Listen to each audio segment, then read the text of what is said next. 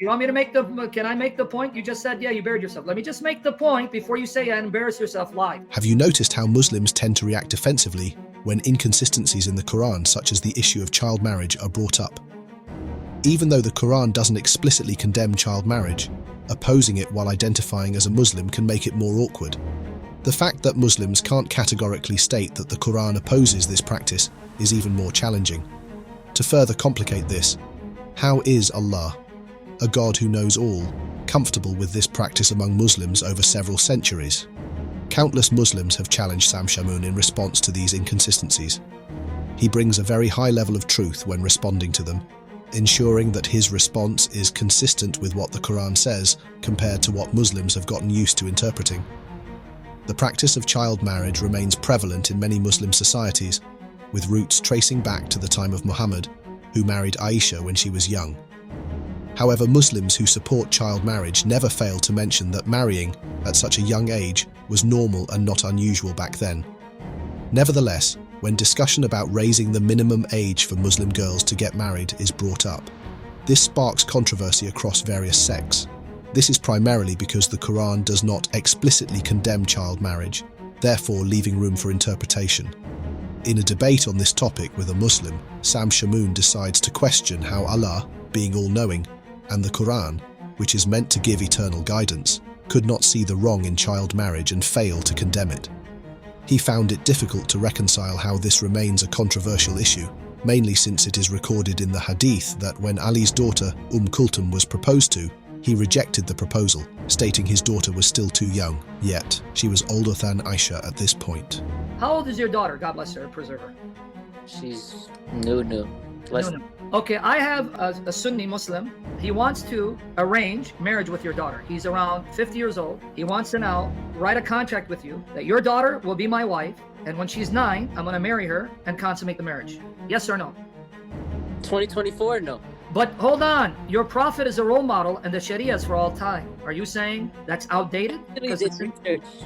In the 1800s in America, they allowed 10-year-olds to get married. Last time I checked, America wasn't a prophet from God, but your prophet is, right? No, that's true, but I'm just going with simplicity. Oh, wait. So you're going to use the corrupt Sharia of the kuffar to justify the filth of your prophet. I thought your prophet's better. I don't know, I'm just saying people thought it was normal even 200 years But didn't Allah know it's not normal? I thought Allah knows everything. What do you mean? He does know everything. So did he not know it's not normal for a 54-year-old to sleep with a 9-year-old because physically, psychologically it'll damage her? So your God didn't know that? I mean, it probably was normal back in the day. But you didn't answer my question. You first said, well, people thought it's normal. But I thought Allah knows everything. Hold on, buddy. Let me make my point because you're tap dancing. I thought Allah knows everything, and he knows the design of the body, and he knows for a young girl at 9, she is physically premature and psychologically premature to have a grown man, 54, old enough to be her grandfather with... Did Allah know that or no? Of course. He knew that. Okay. And he allowed your prophet to do it. And he allows it in the Quran, 65 verse 4. And you still want to insult me and say this man's better than my Jesus? How am I insulting? God forbid, because you're telling me this man is greater than Jesus. God forbid the insult. You see why we Christians hate your prophet and we get angry? This man you're going to compare to Jesus. Hate is a strong word. No, it says, do I not hate those who hate you? Do you hate Satan or do you love Satan? I hate Satan. You hate what? Satan. Oh, but that's a strong word. No, but that's Satan. Jesus teaches you. Yeah, but then you have agents of, because your Quran says they're human shayateen. Chapter 6, verse 1 or 12. But you have even humans that are devils. That's true, but according to Christians, it says not to fight flesh, but to fight this. Exactly, but we also rebuke and hate those who are giving themselves over to Satan instead of repenting. That's Psalm 139, 19 and 22. Jesus doesn't teach that. You want to bet he does? Now don't change subject, like how you ran. Good, let's run back. I like how you ran, runner. Come back to the issue. So you just condemned your prophet for being a pimp, and you condemned him for doing something that Allah knew would damage the 9-year-old. What do you mean it didn't damage her? He left her a widow at the age of 18. Aisha. He couldn't. Did she have children with him? No. Was he able to get any of the other wives pregnant? He got Khadija pregnant. That's before, and even that's debatable that she had denied. But could he get her pregnant? Cool. Aisha. Possibly. Where? So you mean what? The baby died? So Muhammad, you're telling me, she didn't. A 9-year-old, couldn't get her pregnant, left her a widow at 18, so she couldn't marry and have children with anyone else, and she dies years later in her old age all by herself. And you're saying that didn't do any damage to her? Time out, Uncle Sam. Hold on, real quick. Well, don't call me uncle. Well, before you ask me, I want to ask this. Let's say Aisha was your daughter. Be honest with me. Your daughter, the one that you love. Well, I'm not. Let me make the point, then you can ask me. Let me just make the point. Right now, if it No, was, no. Let's go to the time Muhammad. You're at the time Muhammad. yeah, Your daughter. yeah. You want me to make the? Can I make the point? You just said, yeah, you buried yourself. Let me just make the point before you say and embarrass yourself live.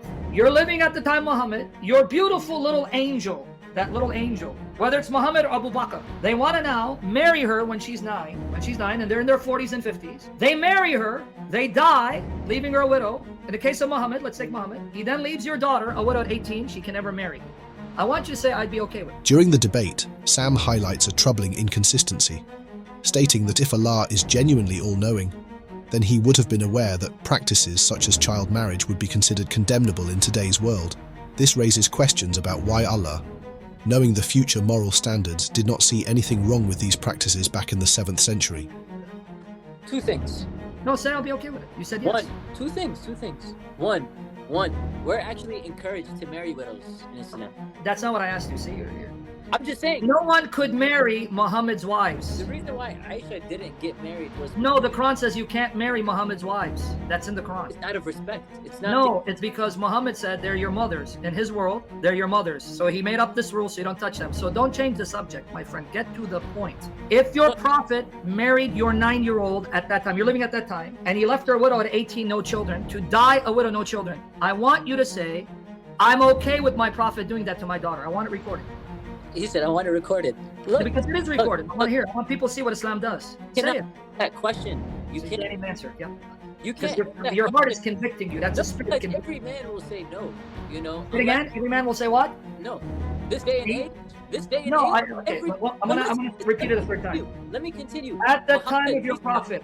marrying Aisha, at the time that he did, not a single scholar, not a single Christian, not a single man You're lying through your teeth. rose an argument.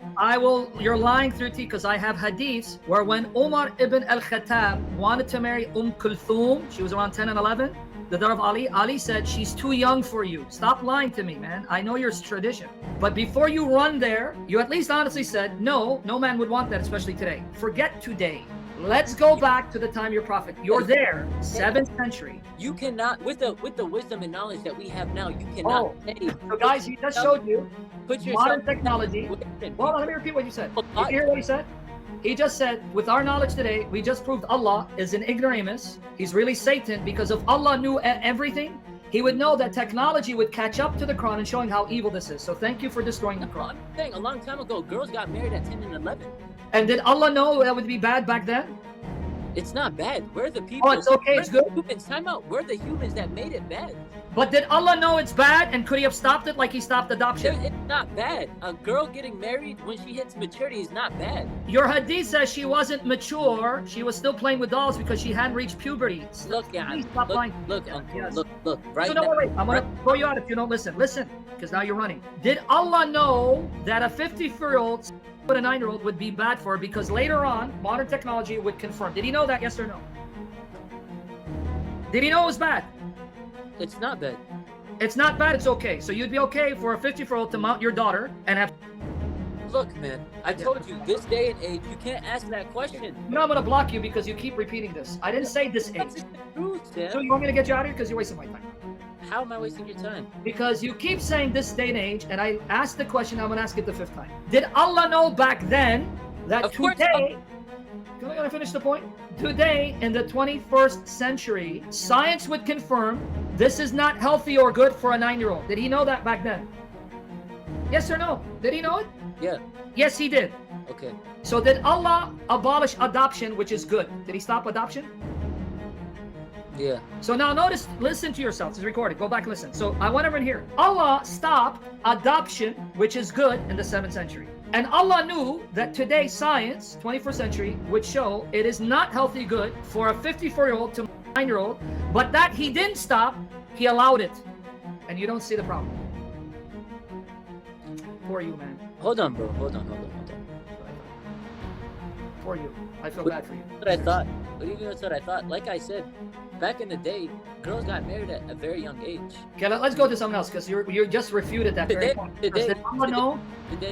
Did Allah know back then that when you get married to a young girl, it was not healthy for them? You said yes, he knew that. So stop repeating that argument. Let's go to something else. You want to have a conversation? Because you just destroyed your religion. Let me just end it with this. Today, this day and age, 18-year-old girls don't get married because they're too young. Did you not just say, we got you recorded, Allah even knew back then, in the 7th century, he knew back then, what we now found today, 21st century, that a 54-year-old, it's not healthy for her. You said, yes, he knew it.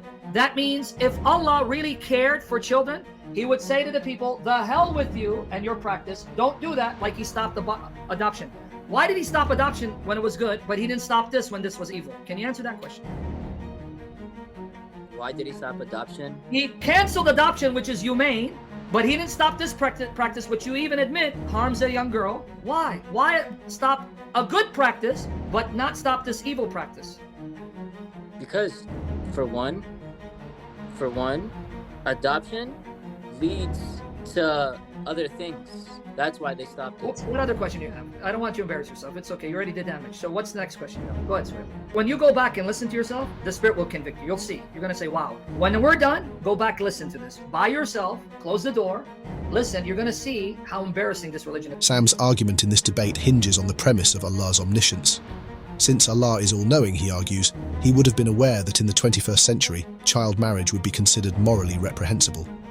Sam finds it puzzling why, with this knowledge, Allah wouldn't have explicitly forbidden the practice, especially considering Muhammad himself participated in it.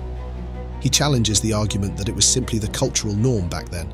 Sam reminds him what the Quran says, that our moral compass should not be solely guided by the norms of society, but rather by the teachings of the Holy Book.